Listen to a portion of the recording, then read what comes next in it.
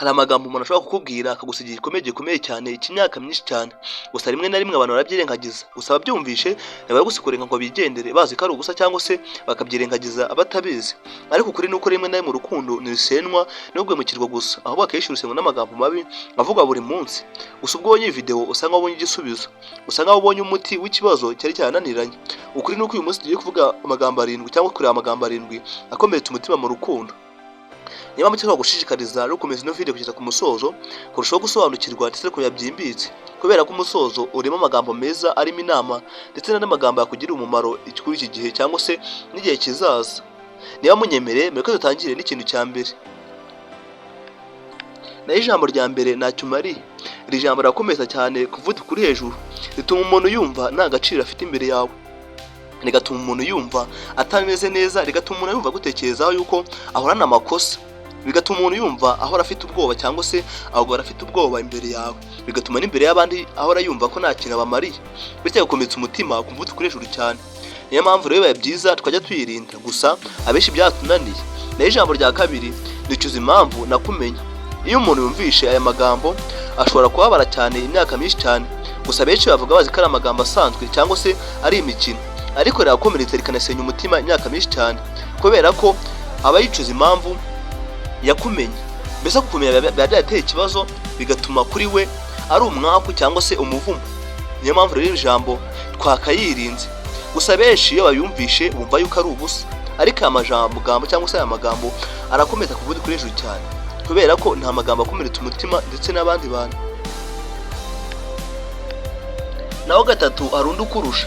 Kurijyanye uko n'undi muntu biramubabaza cyane kandi bikamwangiza cyane, byangiza n'icyizere cy'ejo hazaza cyangwa se n'icy'uwo munsi, kubera ko kugiranya uwo muntu bivuze yuko uwo muntu umusimbuje, amurusha agaciro ndetse amurusha n'uburanga ndetse n'ibikorwa bigiye bitandukanye.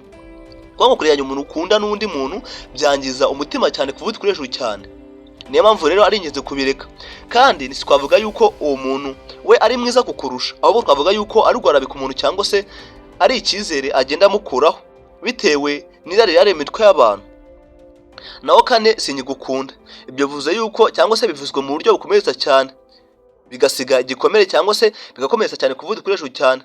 Naho twavuga yuko ari urukundo rwarushize, twavuga yuko ari irari cyangwa ibindi bintu biba biri mu mutima w'uwo muntu, kubera ko ibyo bintu byangiza umutima bikangiza n'uwo muntu uba ubwiye ibyo bintu. Gusa amagambo abenshi kuyavuga cyangwa se kuyareka byatunaniye cyane. Twavuga yuko ari ibintu byiza, gusa byatunaniye. Si nicyo twakora ngo tubireke, kandi twavuga yuko uwo muntu aba ari mwiza kurusha uwo wundi, kuko twavuga yuko ari ugorabika umuntu cyangwa se ibikorwa cyangwa se imvugo itaniziza mu bantu. Gusa benshi kubireka byatunaniye, kandi babikora bazi ko ari ibisanzwe cyangwa se ari ugukina. Gusa amagambo ari mabi cyane kurenza nuko wabitekereza. Naho gatanu nacyuze. Gusuzugura ibitekerezo by'umuntu bene ako kageni byica urukundo buhoro buhoro kuvuga kuri hejuru cyane. Gusa benshi bakunda kubikora barakaye cyangwa se bakimyanye cyangwa se umwe muri we umujinya wazamutse cyangwa se icyo twakwita kamere. Si impamvu umuntu abona ko umuntu ntacyo cyangwa se ntacyo ashoboye ari uko uburakari cyangwa se umujinya byazamutse.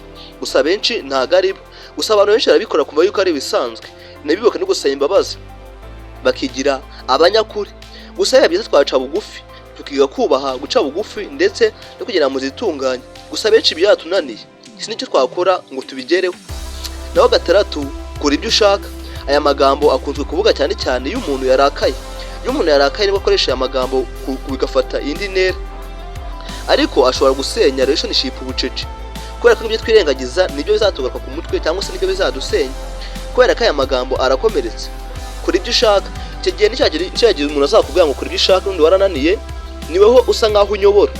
Gusa benshi turabikora tukumva ko turi mu kuri, twiyumvishe ko turi mu makosa, ndetse tukayangiza no gusaba imbabazi, tukigira abanyanabizi cyangwa se tukigira abanyabwenge. Gusa tuba turi mu makosa, gusa ngo tuzabyemere babigoranye cyane. Gusa bibaye byiza twabikora, kubera ko kugira neza niba utitabora.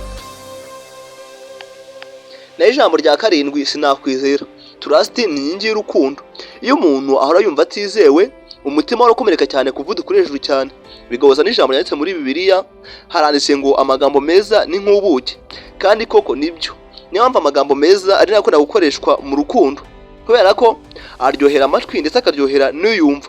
Ibi bisobanuye ko amagambo meza afite cyangwa se amagambo yawe afite imbaraga zo kubaka cyangwa se agasenya.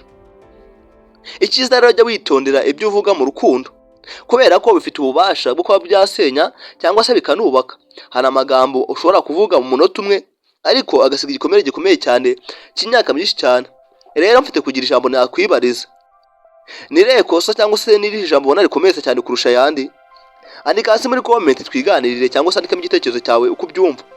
Wiyandikishe kuri kutavugwa, kuko yandikishije mvuga ukanda like ukanda na subscribe kugira ngo ujye ukurikira izindi video zose tujya dushyiraho, kubera ko video itaha turavuga ibimenyetso 7 by'uko gufuhira cyane.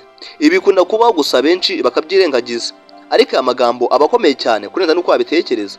Gusa njyewe cyo nagushishikariza ntuzacikwe.